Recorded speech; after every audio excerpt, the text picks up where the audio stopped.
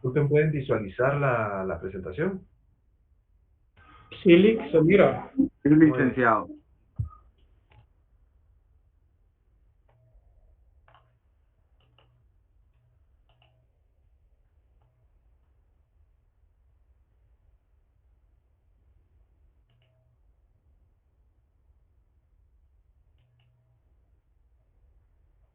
Buenas noches, Lick. Buenas noches, compañero. Ahorita vamos a iniciar. Buenas noches, licenciado. Buenas noches, licenciado. Compañero. Buenas noches, compañeros. Buenas noches, licenciado. Buenas Buenas noches, noches. compañeros. Buenas noches, compañeros. Ahorita vamos a iniciar.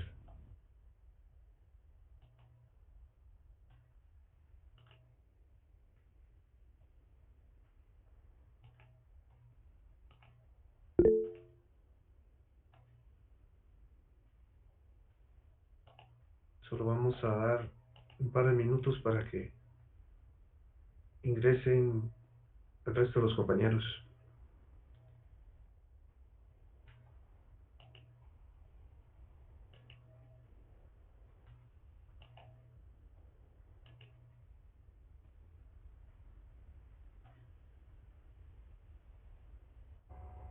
Buenas noches, licenciado. Buenas noches, compañera. Ahorita vamos a iniciar. Buenas noches, licenciado. Buenas noches, compañera. Muy bien. Muy buenas noches, compañeros. Vamos a iniciar con la clase del día de hoy. Ya en las anteriores clases habíamos platicado sobre la historia de las obligaciones. Platicamos en la clase anterior sobre las características de las obligaciones y vamos a hablar hoy sobre la obligación como tal. La obligación, compañeros, hay diversos tipos de obligaciones. Es necesario que nosotros abordemos esta primera parte para poder observar o atender un elemento bien especial, un elemento bien esencial de las obligaciones. Fíjense que de conformidad con diversas circunstancias y situaciones dentro de la sociedad, existen obligaciones sociales, morales y las obligaciones jurídicas, en este caso civiles, ¿verdad? Fíjense que en relación a las obligaciones sociales son aquellas obligaciones derivadas de lo que se impone dentro de la sociedad y en determinado momento se la sociedad establece ciertas circunstancias y situaciones como obligaciones, ¿verdad? Con requerimientos, como que si fuera alguna especie de deber. Les pongo un ejemplo para que esto quede un poquito más claro. Se va a celebrar una boda y el día de la boda el novio llega, pero no llega vestido con traje o tacuche, sino que llega vestido con una playera, una pantaloneta. Entonces, ese no es un motivo suficiente para que él no pueda contraer matrimonio. Realmente es una imposición de la sociedad que tenga que llegar con cierta formalidad a un acto de esa naturaleza. Pero que el matrimonio no se pueda realizar por esa situación, no es factible, no es así.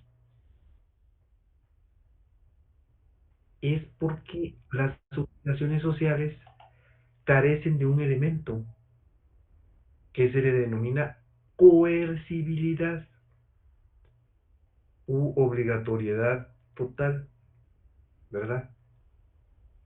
La coercibilidad es la que forza a los eh, forza a los sujetos que intervienen dentro de la obligación a que cumplan con ella. pero aquí no hay manera de hacerlo cumplir. Aquí no hay manera que en determinado momento se pueda hacer cumplir esta situación, ¿verdad? Socialmente, pues bueno, lo más que pueden decir es que esta persona es una persona excéntrica, pero que por no llegar vestido de conformidad con los cánones sociales, no va a poder contraer matrimonio. Eso no es factible, no se puede. De igual manera pasa con las obligaciones morales. Hay obligaciones que se derivan de la moralidad. Les pongo otro ejemplo. Resulta que yo voy transitando por la calle cuando se acerca una persona y me dice, por favor, apóyeme con una limosna, denme una limosna. Si yo quiero o si yo considero, le voy a dar unas monedas o le voy a apoyar económicamente. Pero eso no es algo más que algo que se deriva de lo moral, de la moralidad, ¿verdad? Porque si yo quiero, no le doy ayuda y eso no va a traer ninguna consecuencia. Al igual que las obligaciones sociales, hay falta de coercibilidad. No pueden obligarnos, no pueden forzarnos al cumplimiento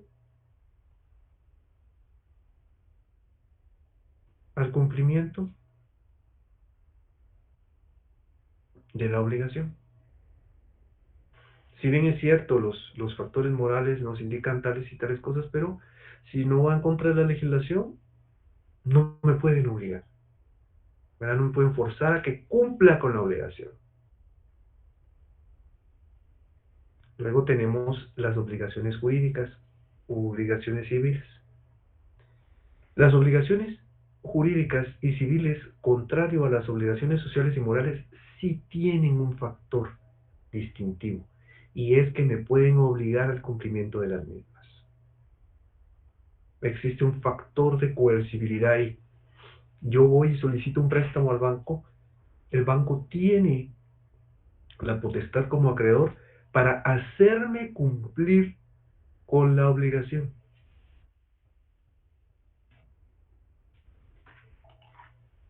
De igual manera pasa si yo tengo que pagar en determinado momento el impuesto de circulación de vehículos.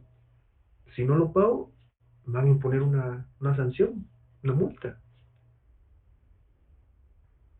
Entonces, puede ser que en determinado momento exista un problema, exista una situación ahí en la cual, si yo no cumplo, sí puede haber una forma forzosa para hacerme cumplir. Me van a hacer cumplir a través de los mecanismos que la misma ley señala para el cumplimiento de sus obligaciones. Y eso no sucede con las obligaciones sociales y con las obligaciones morales. Pero muchas veces las obligaciones sociales y las obligaciones morales causan algún tipo de confusión porque es tan fuerte el influjo, por ejemplo, de la sociedad que uno diría, esta situación es una obligación. Pero realmente hay que analizar bien y hay que ver cuál es el fundamento para establecer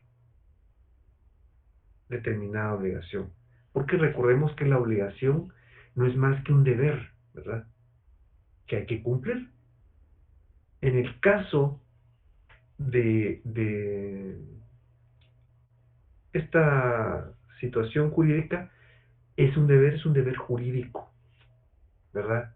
Que puede derivarse ya sea por la ley, la celebración de un contrato o incluso con la transgresión de la ley, porque ahí se generan daños que alguien nos tiene que cumplir, alguien nos tiene que pagar. Entonces, como les decía, es un deber, ¿verdad? Las obligaciones constituyen un deber, pero tienen la particularidad de que quien debe de cumplir con el deber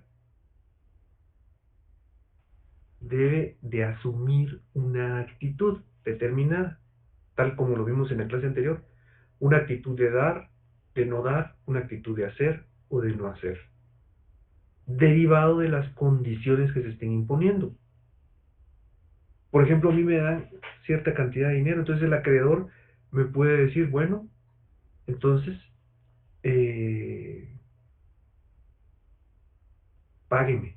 Entonces ahí es una obligación de dar. O me puede decir, mire, no me pague durante 6 meses. Entonces es una obligación de no dar.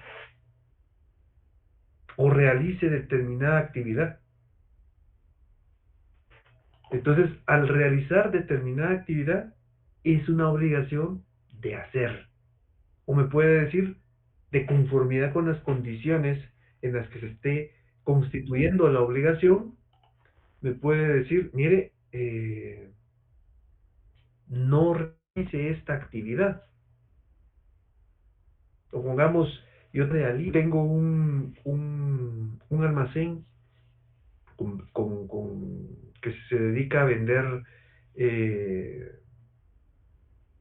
productos deportivos, pero resulta que en algún momento viene alguien más, me lo compra, celebramos un contrato y dentro de las obligaciones yo me obligo a no poner un almacén similar a cierta distancia del mismo. Entonces es una obligación de no hacer. Entonces ahí el deudor, quien tiene que cumplir con el deber, tiene que asumir determinadas conductas, ¿verdad? Entonces, básicamente, la obligación es un deber jurídico, ¿verdad? Especial de prestación, es decir, un deber jurídico que se debe de cumplir con la actitud de cada una que asuma el deudor, ¿verdad? La persona que debe de cumplir con la obligación. Fíjense, compañeros, que ya habíamos platicado en algún momento, brevemente, el influjo que ha tenido Roma en el área jurídica. Realmente Roma fue un imperio y tenía influencia cultural, bélica, y la influencia jurídica no fue la excepción. De hecho, las raíces de las cuales se deriva la palabra obligación son latinas. Está la palabra o y la palabra ligare, ¿verdad? Que significan ligadura, ¿verdad? O nexo entre las personas, porque realmente quedan ligadas las personas al constituir una obligación hasta que la misma se cumpla. Entonces, aquí, dentro de esta figura, entonces ya aparecen dos sujetos, como mínimo, ¿verdad? Está el acreedor y el deudor. El acreedor es la persona que tiene el derecho de exigir el cumplimiento de la obligación. Es decir, quien tiene el derecho de exigir el cumplimiento del deber. Y el deudor es el que debe de cumplir con ese deber. Debe de cumplir con la obligación. Es el que asume determinadas actitudes, ¿verdad? Como la de dar, no dar, hacer o no hacer. Entonces, básicamente, la obligación es un vínculo mediante el cual una persona denominada acreedor puede compeler, es decir, puede obligar forzosamente a otra denominada deudor al cumplimiento de la prestación. Entonces, en esta definición que les acabo de decir, que está incluida precisamente en la diapositiva, en la parte final, se establece un elemento esencial de las obligaciones jurídicas civiles, y es el hecho de que exista coercibilidad, pueden compeler, pueden obligar forzosamente al cumplimiento de la misma. Este elemento, como les decía, es el que carece, del que carecen las obligaciones civiles, las obligaciones sociales y las obligaciones morales. Porque si bien es cierto, tienen una estructura fuerte, las obligaciones sociales y las obligaciones morales. ¿Ya? Las obligaciones sociales, el hecho de que en determinado momento se está solicitando el cumplimiento derivado de, de lo que la ley, de lo que la sociedad impone por su forma de desarrollarse, no hay forma de obligar, ¿verdad? No es obligatorio. Como les ponía el ejemplo de la persona que no llega con traje formal a su matrimonio, no quiere decir que no pueda contraer matrimonio.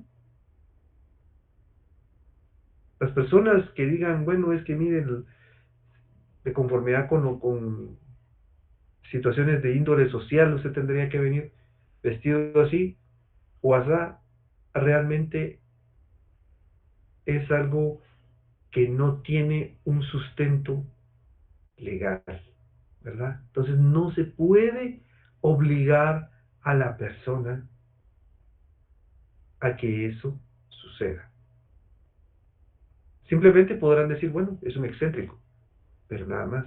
De igual manera pasa con las obligaciones morales. El ejemplo que yo les ponía, bueno, si yo no quiero apoyar dando o no dando limosna, pues eso no me pueden obligar forzosamente a que yo pueda cumplir con una obligación de ese tipo. Y ese elemento es el que sí tienen las obligaciones civiles, ¿verdad? Si no hay sanciones. Recordemos la evolución que han tenido las sanciones, que antes se podía, el acreedor podía disponer del físico del deudor, y que en la actualidad ya no, sino es sobre el patrimonio, un aporte del cristianismo. Entonces, de esa manera, vemos cómo la obligación se ve vinculada también con la prestación, ¿verdad? La prestación es las actitudes que puede asumir el deudor o persona que se ve obligada a cumplir con el deber jurídico. Vemos que, que la obligación también realmente es un nexo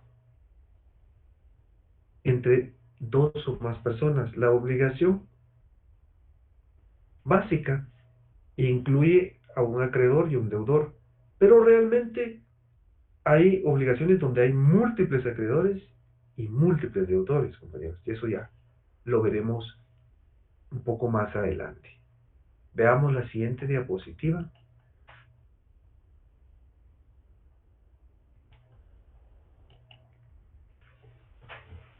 La obligación como institución, compañeros, como figura importante y predominante, ha sido analizada y estudiada por diversos autores.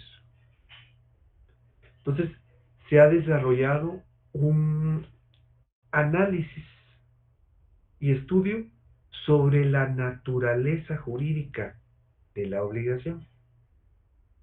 Y esto ha derivado en tres teorías, compañeros.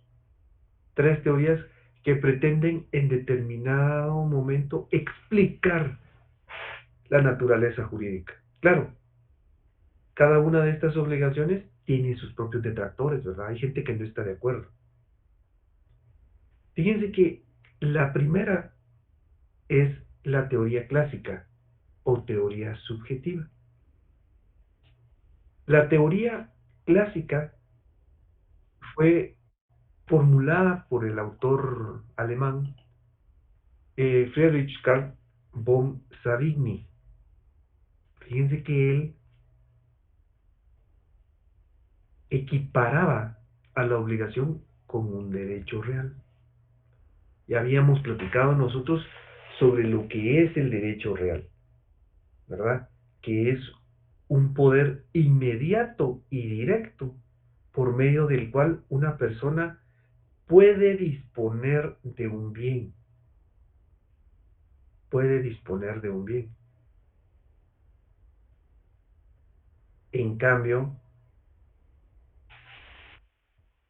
la obligación sería un poder inmediato y directo por medio del cual una persona puede disponer de la actitud de otra persona para el cumplimiento de un determinado deber jurídico.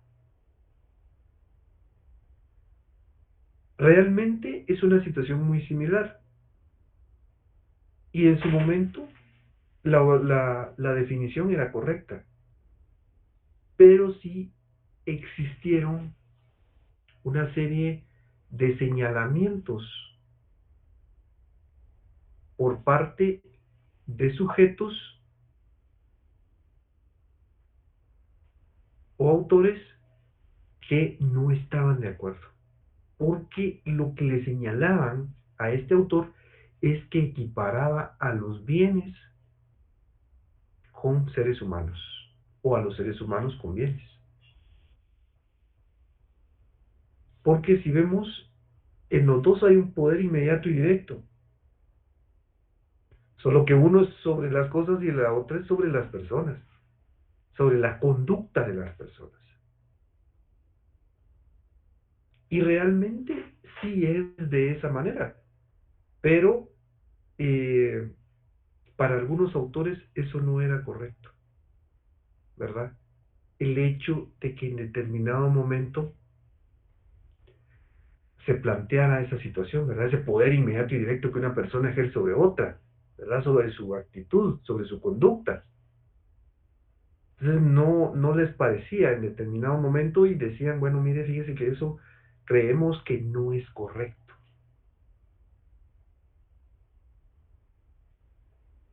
Si nosotros analizamos la conceptualización, sí de alguna manera eh,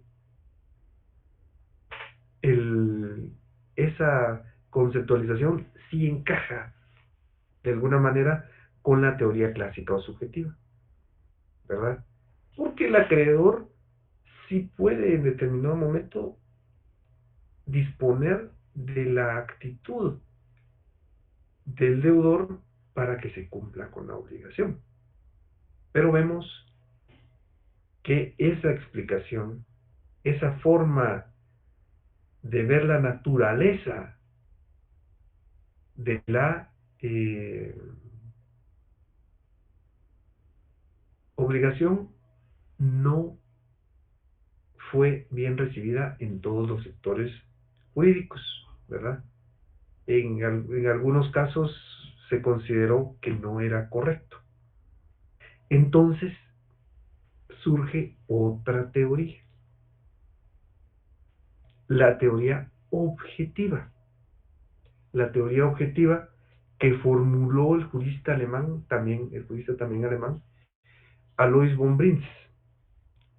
Esta teoría es bastante acertada también, compañeros. Es muy, muy acertada. ¿Y por qué? Esta teoría establecía que la naturaleza de la obligación era aquella en la cual el deudor no comprometía más que su patrimonio. Recordemos lo que establecimos en hace un par de clases, donde el cristianismo aportaba el patrimonio a la obligación, porque ya la obligación recaía, el cumplimiento de la obligación recaía sobre el embargo o lo que en determinado momento se planteara en relación al patrimonio. Entonces él decía que la obligación comprometía su patrimonio. Veamos un ejemplo, recordando el ejemplo del préstamo que se hace a una determinada institución. El acreedor lo que me va a decir es, bueno, le voy a dar cierta cantidad de dinero, pero a cambio usted me deberá garantizar con un bien inmueble, por lo general. ¿Por qué? Porque si yo no cumplo con la obligación, entonces esa garantía la van a ejecutar y yo voy a perder mi casa. Entonces, a eso es a lo que se refería esta teoría, ¿verdad? Existe un compromiso del patrimonio del deudor, de la persona que va a cumplir con el deber, debe de garantizarlo con su patrimonio, ¿verdad? Entonces, de conformidad con lo que este deudor, perdón, con lo que este autor establecía, no es una relación entre personas, sino es una relación entre patrimonios. Porque el patrimonio es el que va a garantizar el cumplimiento de la obligación. Si dentro de una obligación se me da un plazo de tiempo, por ponerles un ejemplo, de 12 meses para que yo cumpla con la obligación, entonces pasa el tiempo y yo no cumplo. Al no cumplir, entonces el acreedor tiene todo el derecho de ejecutar esa garantía. Bueno, entonces me voy a quedar con el bien que usted estaba garantizando, con el que estaba garantizando. Y estaba garantizando la obligación por si en determinado momento existía un incumplimiento. Entonces, por eso es que para muchos autores es muy acertada esta teoría que pretende explicar la naturaleza jurídica de la obligación, porque hace referencia concreta a cuál va a ser el elemento sobre el cual descanse la garantía de la obligación, que es el patrimonio. Luego se suscitó una teoría ecléctica, es decir, que tomó lo mejor de ambas teorías para generar una teoría o una explicación de la naturaleza jurídica más acertada. ¿Cuál es esta teoría? La teoría ecléctica o teoría del débito y la responsabilidad. Esta teoría, compañeros, basada también en que el deudor debe de asumir una actitud de dar o no dar, de hacer o no hacer, entonces establece dos momentos concretos. El primero de ellos, que es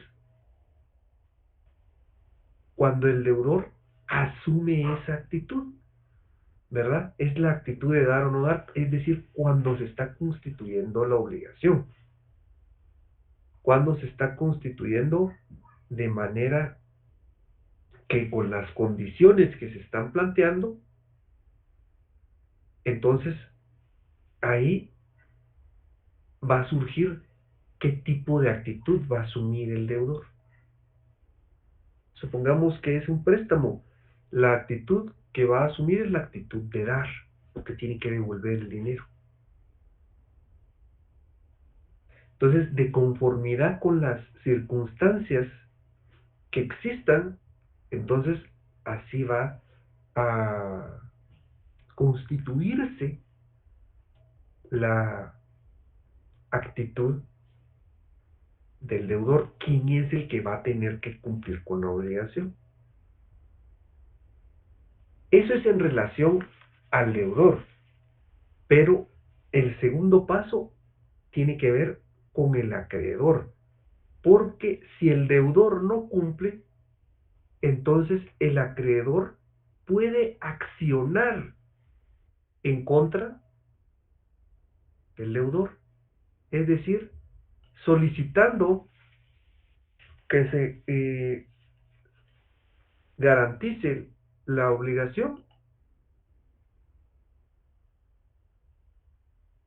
con el patrimonio. Es decir, se va a trabar embargo en contra de los bienes del deudor porque no cumplió. Pueden ser los bienes, puede ser el salario, puede ser todo lo que en determinado momento ayude al deudor a recuperar lo que comprometió dentro de la obligación. Entonces vemos que son dos momentos. El primero es la actitud que va a asumir el deudor de conformidad con las condiciones de la obligación. Es decir, la actitud de dar, de no dar, de hacer o no hacer. Y segundo, ese derecho que tiene el acreedor de hacer valer el cumplimiento de la obligación derivado de que el deudor, quien tiene la responsabilidad de cumplir, no lo hace.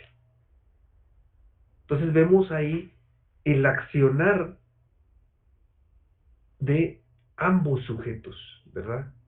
De los sujetos que se encuentran incluidos dentro de la obligación, tanto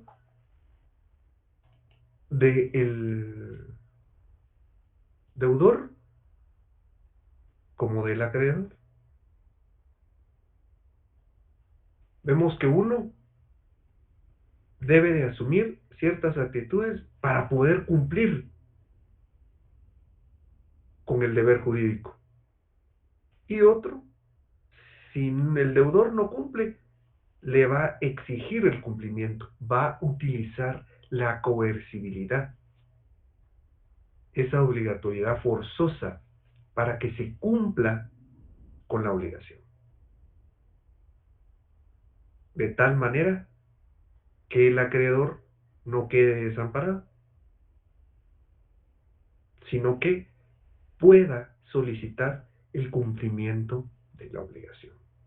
Entonces, estas son las teorías, compañeros, que pretenden dar respuesta a la naturaleza jurídica de la obligación, ¿verdad? La teoría subjetiva que descansa sobre lo que establece el jurista alemán Savigny, que